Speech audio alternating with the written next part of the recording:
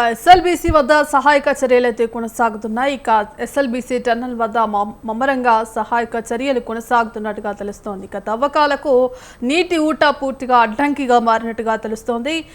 పూడిక కత్తిరించిన టీబీఎం భాగాలను కూడా ఆ సిబ్బంది తరలించే ప్రయత్నం అయితే చేస్తున్నారు.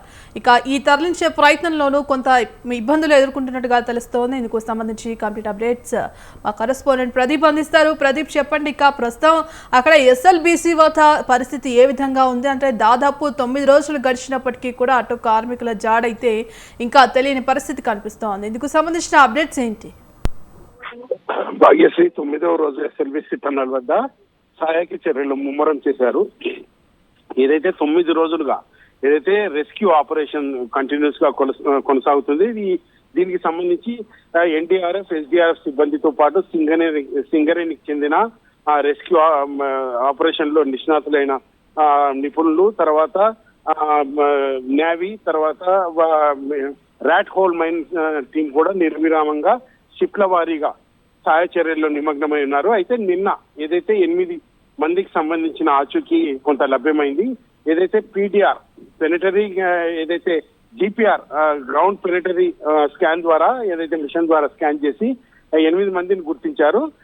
టీబీఎం ముందు భాగంలో 4 బాడీలను అయితే గుర్తించి అక్కడ హోల్ పెట్టారు. దాదాపు 6 మీటర్ల కింద మట్టి కింద బాడీస్ ఉన్నట్టు కూడా ఏదైతే రెస్క్యూ ఆపరేషన్ సిబ్బంది తెలిపారు. అయితే ఆ నలుగురికి సంబంధించి ఇప్పుడు వాళ్ళని బయటికి తీయడమే కొంత సంక్లిష్ట పరిస్థితి నెలకొన్నది. ఏదైతే డ్రిల్లింగ్ ద్వారా మట్టిని తోడదామంటే వైబ్రేషన్ ద్వారా టన్నల్ పై భాగం ఇంకా కింద కూలే అవకాశం ఉందని కూడా నిపుణులు చెప్తున్నారు. నిన్న ఉత్తమ్ కుమార్ రెడ్డితో పాటు జూపల్లి కూడా దీనికి సంబంధించి 12 సహాయక బృందాల ప్రతినిధులతో ఏదైతే విభాగాధిపతులతో సమీక్ష నిర్వహించారు.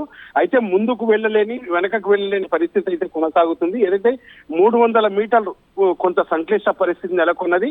ఏదైతే మట్టి బాగా పేరుకపోయి టన్నల్ పై భాగానికి ఆనుతుందని, పై భాగంలో కూడా తాగుతుందంటూ కూడా చెప్తున్నటువంటి పరిస్థితి ఉంది. మరోవైపు ఏదైతే సిబ్బంది కూడా ఆ దిశగా ఏదైతే లోకో ట్రైన్ ద్వారా మట్టిని బయటికి పంపిస్తున్నా కానీ అది మాన్యువల్ గా 300 మీటర్లు నడిచి వచ్చే వరకు కొంత ఆలస్యం అవుతుంది.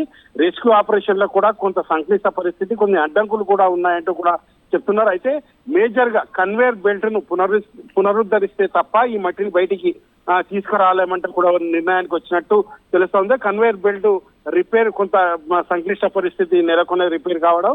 అయితే దానికి సంబంధించి నిపుణులు కూడా పూర్తి స్థాయి ఏదైతే ప్రయత్నాలు చేస్తున్నా కానీ కన్వేయర్ బెల్ట్ ఇంకా పునరుద్ధరణ కాలేదు. మరోవైపు ఈ 300 మీటర్లకు సంబంధించి ఏదైతే బాడీస్ ను ఏదైతే గుర్తించారో, ఏదైతే దానికి సంబంధించి అక్కడ కూడా డ్రిల్లింగ్ చేస్తే తప్ప ఆ మట్టి తొలగే అవకాశం లేదు. దాదాపు 6 మీటర్ల పై భాగానికి కింద బాడీస్ ఉన్నట్టు కూడా 4 ఒక చోట, 2 ఒక చోట, మరొక 2 ఒక చోట ఉన్నట్టు కూడా ఏదైతే రెస్క్యూ బృందాలు ఏదైతే గుర్తించాయి. అయితే ఈ రోజు సాయంత్రానికి కానీ రేపు కానీ ఈ 4 బాడీస్ బయటకు వచ్చే అవకాశం ఉంది. మరోవైపు ఈ రోజు ముఖ్యమంత్రి రేవంత్ రెడ్డి కూడా వనపర్తి బహిరంగ సభ తర్వాత 4:30 నుంచి 5 గంటల మధ్య ఇక్కడ రానున్నారు. అయితే అధికారులతో పూర్తి స్థాయి 9 రోజుల ఏదైతే రెస్క్యూ ఆపరేషన్ గురించి తెలుసుకోవడంతో పాటు పలు సూచనలు కూడా చేసే అవకాశం ఉందని కూడా తెలుస్తా ఉంది. దీనికి సంబంధించి అధికారులు పటిష్ట భద్రత కూడా ఏర్పాటు చేశారు. అయితే ఎలాంటి ఏదైతే అవాంఛనీయ సంఘటన జరగకుండా కూడా గట్టి బందోబస్తు ఏర్పాటు చేశారు. అయితే ప్రతిపక్షాలు ముఖ్యమంత్రి ఏదైతే టన్నల్ సంఘటన జరిగితే రాకపోవడం కూడా కొంత ఏదైతే రాకపోవడానికి కొంత విమర్శిస్తున్నారు. ఈ నేపథ్యంలో ముఖ్యమంత్రి ఈ రోజు రావడం కొంత ఏదైతే ప్రాధాన్యత సంతరించుకుంది.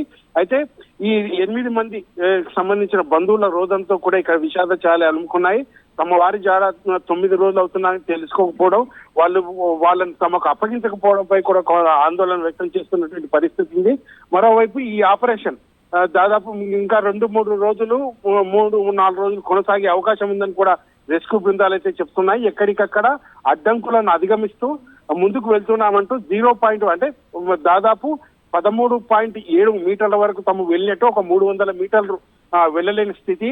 ఏదైతే టీబీఎం మిషన్ విడిభాగాలు తర్వాత చెల్లా చెదురుగా పడి ఉండటం, మట్టి ఏదైతే అక్కడున్న బాగా బురద పేరుకపోయి ముందుకు వెళ్ళలేని పరిస్థితి అయితే ఉందంటూ కూడా దాన్ని తొలగించే ప్రయత్నంలో భాగంగా తమ ఏదైతే రెస్క్యూ ఆపరేషన్ కొనసాగుతుందని కూడా ఏదైతే రెస్క్యూ బృందాలు చెప్తున్నాయి. మరోవైపు ఈ రోజు ముఖ్యమంత్రి రాకపై కూడా కొంత ప్రాధాన్యత అయితే సంతరించుకున్నది. పూర్తి స్థాయి విజిట్ చేస్తారు. తర్వాత ఏదైతే మృతులకు సంబంధించిన కుటుంబాలతో కూడా మాట్లాడే అవకాశం ఉంది. ఈ రెస్క్యూ ఆపరేషన్ గురించి పూర్తి స్థాయి తెలుసుకొని పలు సూచనలు కూడా చేసే అవకాశం ఉందని కూడా తెలుస్తా ఉంది భాగ్యం. అయితే ప్రదీప్, ముఖ్యంగా ఇక 9 రోజులు గడిచినప్పటికీ ఇంకా ఈ రోజు 4 మృతదేహాలను వెలికితీసే అవకాశం ఉందంటూ కూడా ఇప్పటికే అధికారులు పేర్కొన్నారు. మరి ఈ రెస్క్యూ ఆపరేషన్ ఈ రోజు మృతదేహాలను వెలికి తీసే పరిస్థితి కనిపిస్తుందా, లేదంటే మరికొంత సమయం తీసుకునే అవకాశం ఏమైనా ఉందా? 8 బాడీస్ ను ఏదైతే GPR మిషన్ ద్వారా స్కాన్ చేసి గుర్తించినప్పటికీ కొంత 6 నుంచి 7 మీటర్ల కింది భాగంలో బాడీస్ ఉన్నాయి. అయితే ఈ మట్టి బురద బాగా కూరుకుపోయింది.